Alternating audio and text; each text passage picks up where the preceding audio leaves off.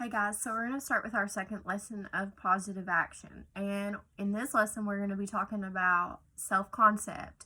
Before we talk about that though, I want to go back and review the definition from our previous lesson, which was positive actions.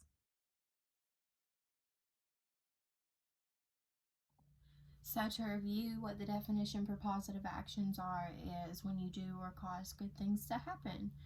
So today we are going to talk about more of ourselves, how we feel about ourselves, how we think and feel about ourselves, which is what self-concept is. We are going to read a story about a girl named Sophie, and we are going to see what her self-concept is. How does she feel about herself?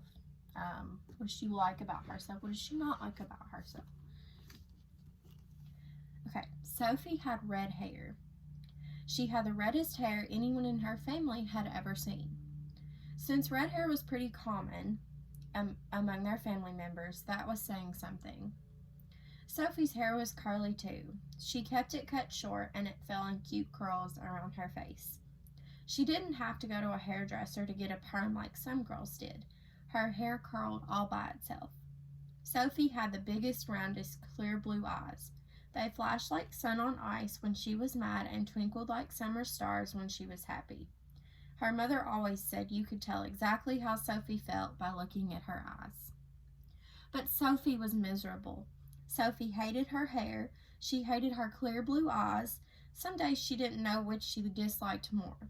Her hair and eyes constantly drew attention from others, and it wasn't always nice. She would have given anything for plain old mousy brown hair and eyes that didn't stand out so much. She just wanted to be like everyone else. One day, Sophie went to her mother. Mom, why can't I be like everybody else? The only thing people notice about me are my hair and eyes. Why can't I just be regular? Her mother laughed a gentle, loving laugh. My darling Sophie, she said, don't you know your beautiful hair and your wonderful eyes are part of what makes you special? Sophie's eyes filled with tears. I don't want to be special. I just want to be me.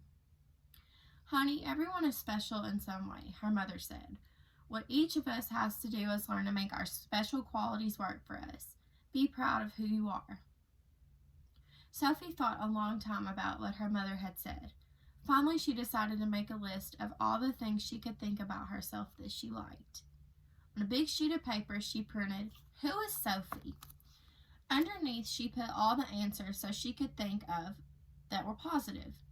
A kind person, she printed, and below that, someone who sings pretty.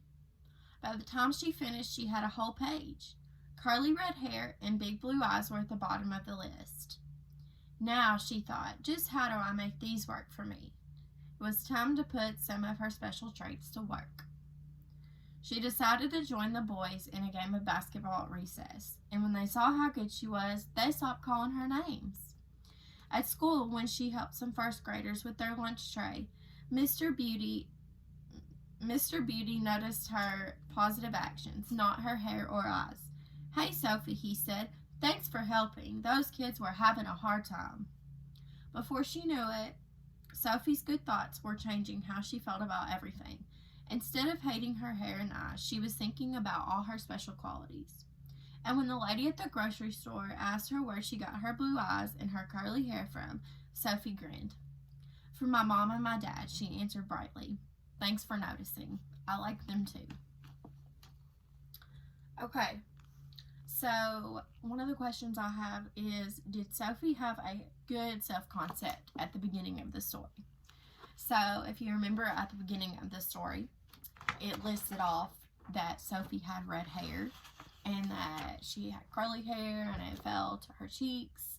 And then it says, but Sophie was miserable. Sophie hated her hair. She hated her clear blue eyes.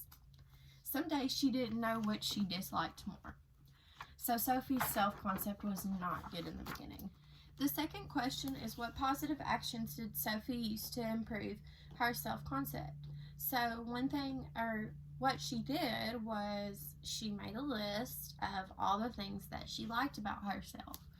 And that list helped her to realize, well, hey, I do like me, and there are things about me that I like.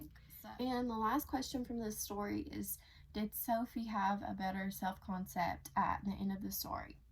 And I definitely think that she did have a better self-concept at the end of the story.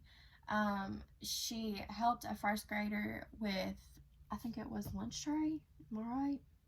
First graders with their lunch tray. The teacher noticed her positive actions, and that was really nice what she did. And when she jumped in to the boys' game of basketball at recess, she just jumped in and she didn't let their opinions affect her.